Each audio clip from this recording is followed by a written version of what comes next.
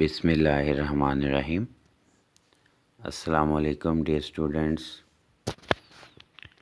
आज हम second year biology chapter number 20 का जो टॉपिक पढ़ने जा रहे हैं वो है one gene one polypeptide hypothesis. मैं आपका teacher Ibrahim Haider Ali from government degree college में चन्नू। आज जो हम टॉपिक पढ़ने जा रहे हैं इससे पहले एक एक्सपेरिमेंट था। दो साइंटिस्ट थे, बीडल एंड टैटम। उन्होंने एक्सपेरिमेंट किया था ये देखने के लिए कि जो डीएनए होता है वो कैसे हमारे जिस्म की खसूसियात को कंट्रोल करता है। जीन्स क्या होते हैं, जीन्स कैसे खसूसियात को कंट्रोल करते हैं। लेकिन चूँकि अब स्मार्ट सिलेबस है उसमें आपका ये टॉपिक निकाल दिया गया है और सिर्फ वन जीन वन पॉलीपेप्टाइड वाला टॉपिक शामिल है। लेकिन ज़ाहिर है ये जो टॉपिक है वन जीन वन पॉलीपेप्टाइड, इसका ताल्लुक उसी के साथ है, बीडल एंड टैटम के एक्सपेरिमेंट के साथ है। तो अगर हम थोड़ा सा रिव्यू ले लें, कुछ थोड़ी सी समरी देख लें, खुलासा कि उस एक्सपेरिमेंट में से असल में हुआ क्या था, तो फिर हम इस हाइपोथेसिस को इजीली समझ सकते हैं। तो मैंने कहा चलो पहले आपको उसका खुलासा बता दूं। पूरा टॉपिक तो हमने पढ़ना नहीं है, वो आपके सिलेबस में इंक्लूड नहीं है, लेकिन फिर भी अगर आपको खुलासा समझ आएगा, उसका कोई थोड़ी सी थीम, उसका थोड़ा सा एक्सपेरिमेंट का प्रोसीजर समझ आएगा, तो फिर हम इसको ईज़िली समझ सकते हैं। तो हम चलते हैं उसके एक्सपेरिमेंट की समरी की तरफ, बाद में इस टॉपिक पे आएंगे। Summary of Beadle and Tatum experiment.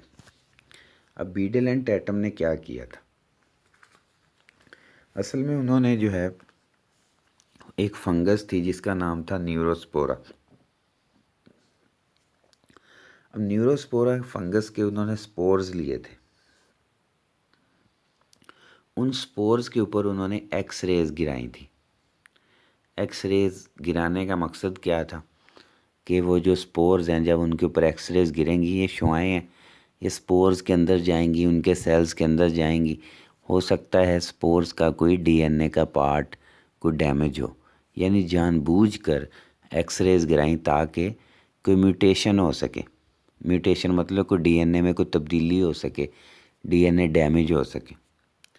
फिर उन्होंने क्या किया, उन स्पोर्स को नॉर्मल किसी पौधे के स्पोर्स के साथ, नॉर्मल किसी फंगस के स्पोर के साथ क्रॉस करवाया और उनकी तादाद बढ़ाई। अब उन्होंने उन स्पोर्स की तादाद काफ़ी ज़्यादा बढ़ा ली। अब ये जो सारे स्पोर्स हैं इनके ऊपर एक्स रेज गिरी हुई हैं और एक्स रेज की वजह से इनका डीएनए डैमेज हुआ है कि नहीं हुआ, वो जानने के लिए उन्होंने इन स्पोर्स को ग्रो करवाया। उन्होंने ना दो मीडियम बनाए थे। एक था कंप्लीट मीडियम, ऐसा मीडियम जिसमें हर वो चीज़ चाहिए जो फंगस की ग्रोथ के लिए ज़रूरी है, चाहे वो फंगस में बन रही है या नहीं बन रही, पर हमने सलूशन में ज़रूर शामिल की है।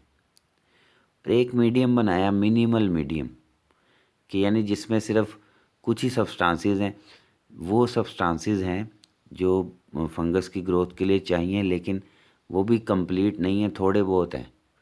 यानी कि वो चीज़ें जो फंगस को बाहर से चाहिए होती हैं वो तो इस मीडियम में मौजूद हैं, लेकिन जो फंगस की बॉडी में बनती हैं वो इस मीडियम में मौजूद नहीं है। तो फंगस एक मीडियम वो है जिसमें फंगस की तमाम तर चीज़ें ज़रूरी हैं मीडियम के अंदर, यानी जो बॉडी में बनती भी हैं या बॉडी से बाहर से लेती हैं, वो तमाम चीज़ें मौजूद हैं। और मिनिमल मीडियम में वो सब्सटेंसेस, केमिकल्स मौजूद हैं जो बाहर से फंगस ने बेसिकली नहीं लेने होते, फंगस की बॉडी में बनते हैं। मिनिमल मीडियम जो है, मिनिमल मीडियम में कौन कौन से सब्सटेंसेस हैं जो फंगस की बॉडी में नहीं बनते, जो फंगस ने बाहर से लेने होते हैं। और कंप्लीट मीडियम में हर वो चीज़ है जो बाहर से बननी है या अंदर से, ठीक है। अब फंगस के स्पोर्स को उन्होंने दोनों मीडियम में ग्रो करवाया। असल में उन्होंने ये देखना था कि कौन से ऐसे स्पोर्स हैं जो कंप्लीट मीडियम में ग्रो करते हैं, मिनिमल मीडियम में ग्रो नहीं करते। तो उन्होंने स्पोर्स को ग्रो करवाया। कई स्पोर्स ऐसे थे जो कंप्लीट में भी ग्रो किए, मिनिमल में भी ग्रो किए, जैसे इधर भी। लेकिन कुछ स्पोर्स उनको मिले जो कंप्लीट मीडियम में तो ग्रो किए लेकिन मिनिमल मीडियम में ग्रो नहीं किए। क्यों नहीं किए, मिनिमल मीडियम में ग्रो नहीं किए? क्योंकि मिनिमल मीडियम में क्या है, वो तमाम चीज़ें हैं जो फंगस ने बाहर से लेनी होती, अपनी बॉडी वाली उसकी कोई चीज़ें नहीं है इसमें। अब फंगस के स्पोर्स इस मीडियम में क्यों नहीं ग्रो किए, क्योंकि उसने वो तमाम चीज़ें जो बाहर से लेनी थी वो तो उसको मिल गई, उसके अंदर अपनी ही कोई चीज़ नहीं बन रही थी, इसलिए उसको इस मीडियम में भी नहीं मिली, इसलिए वो ग्रो नहीं किए। कुछ स्पोर्स तो ग्रो कर रहे थे दोनों मीडियम में, कुछ स्पोर्स कंप्लीट मीडियम में तो ग्रो करते हैं, मिनिमल मीडियम में ग्रो नहीं करते। तो इसका मतलब जब एक्सरेज गिराई होंगी तो डीएनए डैमेज हुआ, उस डीएनए के डैमेज होने से कोई केमिकल स्पोर्स में बनना बंद हो गया, लेकिन वो स्पोर्स कंप्लीट मीडियम में तो ग्रो कर लेते हैं, क्योंकि कंप्लीट मीडियम में तो हर चीज़ है, तो जो चीज़ नहीं भी बन रही वो भी मिल जाएगी। लेकिन मिनिमल मीडियम में तो वही चीज़ें मिलेंगी ना जो बाहर से चाहिए, जो बॉडी वाली वो तो नहीं मिलनी, इसलिए इस मिनिमल मीडियम में वो चीज़ उनको नहीं मिली, तो इसलिए वो ग्रो नहीं की। अब उन्होंने देखा कि कौन सी ऐसी चीज़ है, कौन सा ऐसा केमिकल है जो स्पोर्स में नहीं बन रहा। उन्होंने इस मिनिमल मीडियम में अमाइनो एसिड्स ऐड करना शुरू कर दिए। पहले मिनिमल मीडियम में अलानिन ऐड किया कि शायद स्पोर्स को अलानिन की ज़रूरत है ग्रो करने के लिए, बाकी सब में मौजूद था इसलिए ग्रो कर गया, इसमें नहीं था इसलिए नहीं किया। तो अलानिन डालने से भी ग्रो नहीं किए, इसका मतलब अलानिन की ज़रूरत नहीं है।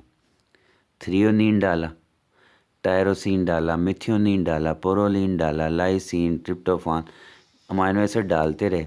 लेकिन जब आर्जिनिन अमाइनो एसिड डाला तो आर्जिनिन डालने से स्पोर्स की ग्रोथ हो गई। इसका मतलब है मिनिमल मीडियम में आर्जिनिन ना होने की वजह से वो ग्रो नहीं कर पा रहे थे। ऊपर वाले जो मिनिमल मीडियम में क्यों ग्रो किए थे, क्योंकि ये वो स्पोर्स होंगे जिनमें म्यूटेशन नहीं हुई होगी। इधर वो स्पोर्स थे जिनमें म्यूटेशन थी और आर्जिनिन नहीं बन रहा था, तो मीडियम में भी नहीं मिला, इसलिए आर्जिनिन डालने से क्या हुआ, ग्रोथ होना शुरू होगी। बाकी किसी अमाइनो एसिड के डालने से ग्रोथ नहीं हुई, सिर्फ आर्जिनिन डालने से ग्रोथ हुई। इसका मतलब है कि एक्सरेज गिराने से स्पोर्स के अंदर आर्जिनिन बनना बंद हो गई थी, क्योंकि स्पोर्स का डीएनए डैमेज हुआ था और आर्जिनिन बनना बंद हो गई थी। यानी कोई डीएनए, कोई क्रोमोसोम का हिस्सा डैमेज हुआ होगा जिससे आर्जिनिन बनना बंद हो गई।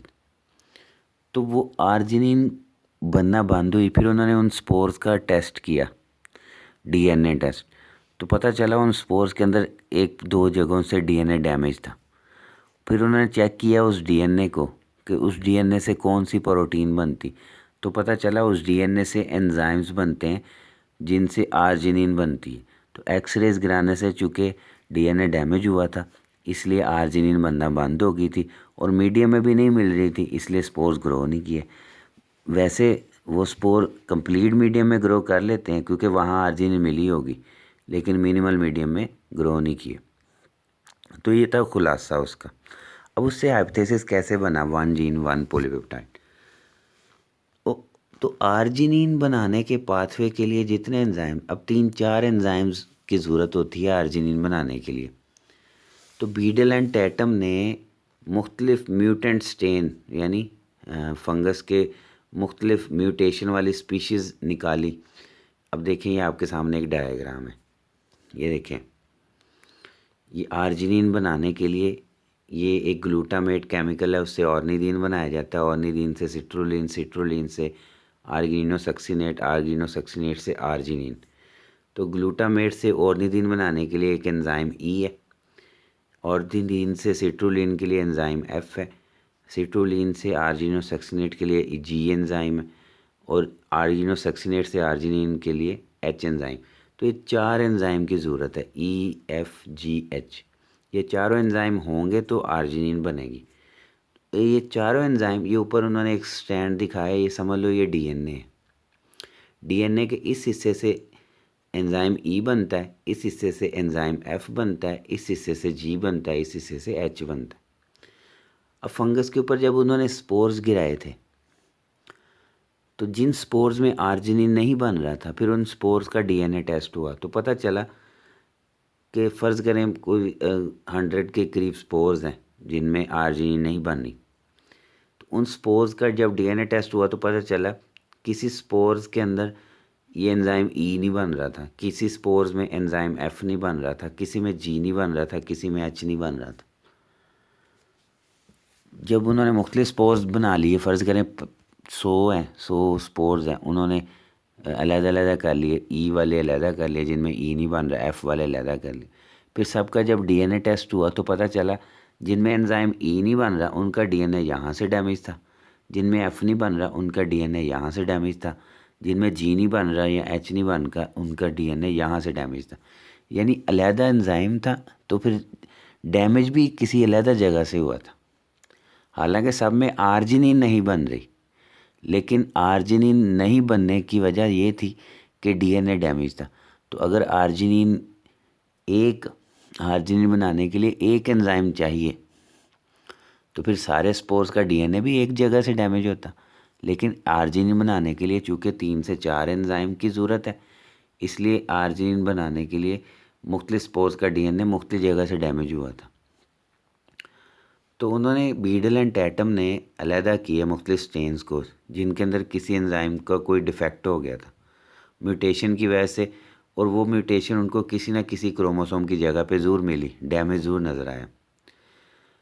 और सबसे इम्पोर्टेंट बात ये थी कि they found that there was a different site for each enzyme, कि हर एंजाइम की मुख्तलिफ जगह है, क्रोमोसोम के ऊपर मुख्तलिफ जगह हैं और मुख्तलिफ जगहों से मुख्तलिफ एंजाइम बनते हैं।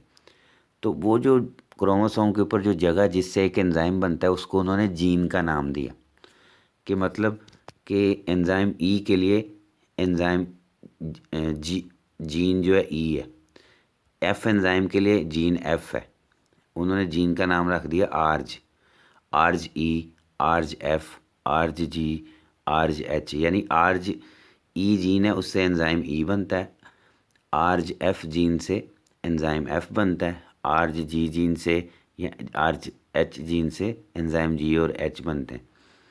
तो शुरू में ये हाइपोथेसिस का नाम रखा गया था 1 जीन 1 एंजाइम, कि हर जो म्यूटेंट यानी स्पोर जिनको उन्होंने एग्जामिन किया को हर एक के अंदर कोई ना कोई एक एंजाइम काम नहीं कर रहा था। इस वजह से जाहिर है ये 4 एंजाइम है, चारों में से कोई एक एंजाइम भी काम नहीं करेगा तो आर्जिनिन नहीं बनेगी। फ़र्ज़ करें एंजाइम ई नहीं है तो ग्लूटामेट से ऑर्निथीन ही नहीं बनेगी, तो सारा रिएक्शन रुक जाएगा। या एंजाइम एफ़ नहीं है तो ग्लूटामेट से ऑर्निथीन तो बनेगी लेकिन अगला प्रोसेस रुक जाएगा। जी नहीं है तो ये प्रोसेस रुक जाएगा। एच नहीं, तो चारों एंजाइम की अपनी अपनी जगह इंपॉर्टेंस है इक्वल। तो उन्होंने मुख्तलिफ फंगस के स्पोर्स देखे और उनके अंदर मुख्तलिफ एंजाइम्स में डिफेक्ट था। तो फिर बीडल एंड टैटम ने नतीजा निकाला कि जीन्स जो हैं वो कैसे चीज़ों को कंट्रोल करते हैं, कि कोई जीन्स जो हैं उनसे एंजाइम बनते हैं, और जब एंजाइम बनेगा तो वो पार्टिकुलर प्रोडक्ट बनेगा, वो पार्टिकुलर केमिकल बनेगा। अब हमारे जिस्म में मुख्तलिफ 10,000 से भी ज़्यादा प्रोटीन्स बन रही हैं और हर प्रोटीन के लिए जीन है कोई ना कोई, और जीन्स कहाँ पाए जाते हैं? हमारे क्रोमोसोम में। तो अगर हमें कोई प्रोटीन से जैसे आपने पढ़ा था फर्स्ट ईयर में 2nd chapter sickle cell haemoglobin, तो हमने कहा था जी 574 अमीनो एसिड्स होते हैं। तो वो जिनको बीमारी है सिकल सेल हीमोग्लोबिन की, फिर उनका डीएनए किसी ना किसी एक जगह से डैमेज होगा, कोई म्यूटेशन होगी जिसकी वजह से हीमोग्लोबिन नहीं बन रही, कोई इंसुलिन नहीं बन रही तो उसका डीएनए कहीं और होगा। तो कोई ना कोई जीन कोई ना कोई उसके लिए होता है। So each gene encode structure of one enzyme, इसका मतलब हर एंजाइम के लिए अलहदा जीन होता है। तो इसलिए शुरू में इस रिलेशनशिप को उन्होंने नाम दिया 1 जीन 1 एंजाइम हाइपोथेसिस। लेकिन बाद में पता चला कि जो एंजाइम्स होते हैं वो तो आपने पढ़ा है फर्स्ट ईयर में टर्शरी स्ट्रक्चर या क्वार्टरनरी स्ट्रक्चर के बहुत सी चेन्स मिलकर एक एंजाइम बनता है। तो एंजाइम के अंदर मल्टीपल चेन्स होती हैं और हर चेन के लिए अलहदा एंजाइम है, अलहदा जीन है।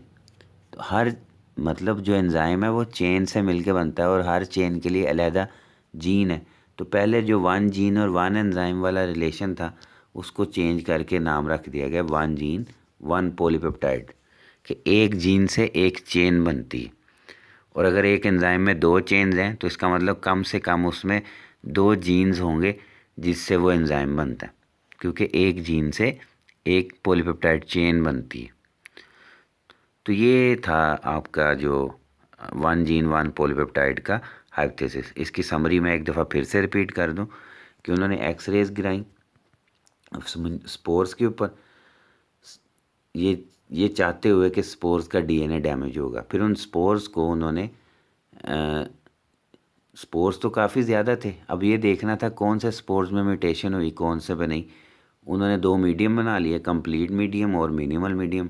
जो स्पोर्स कंप्लीट मीडियम में ग्रो करेंगे, कंप्लीट मीडियम में तो हर स्पोर ही ग्रो करता है, लेकिन मिनिमल मीडियम में कोई ग्रो करेगा कोई नहीं करेगा, क्योंकि मिनिमल मीडियम में वही ग्रो करेगा जिसमें तमाम चीज़ें तो बन रही हैं लेकिन बाकी जो बाहर से चाहिए वो इधर से मिल जाएंगी। और मिनिमल मीडियम में जो नहीं ग्रो करता इसका मतलब उसके अंदर ही कोई कमी है, क्योंकि मिनिमल मीडियम में बाहर वाली सारी चीज़ें, उसके अंदर वाली कोई भी नहीं। फिर उन्होंने देखा काफ़ी स्पोर्ट्स थे जो मिनिमल मीडियम में ग्रो नहीं किए। फिर उन्होंने मीडियम में चीज़ें ऐड करके अंदाज़ा लगाया कि असल में चाहिए क्या जो मिनिमल मीडियम में नहीं है, तो आर्जिनिन चाहिए थी। फिर आर्जिनिन क्यों नहीं बन रही, उसके लिए उन्होंने उसका टेस्ट किया। टेस्ट करने के बाद पता चला कि मुख्तलिफ स्पोर्स में मुख्तलिफ जगहों से डीएनए डैमेज था, जिसकी वजह से आर्जिनिन बनना बंद हो गई थी। तो एक जीन से एक एंजाइम बनता है, तो इसलिए शुरू में इसका हाइपोथेसिस का नाम था 1 जीन 1 एंजाइम।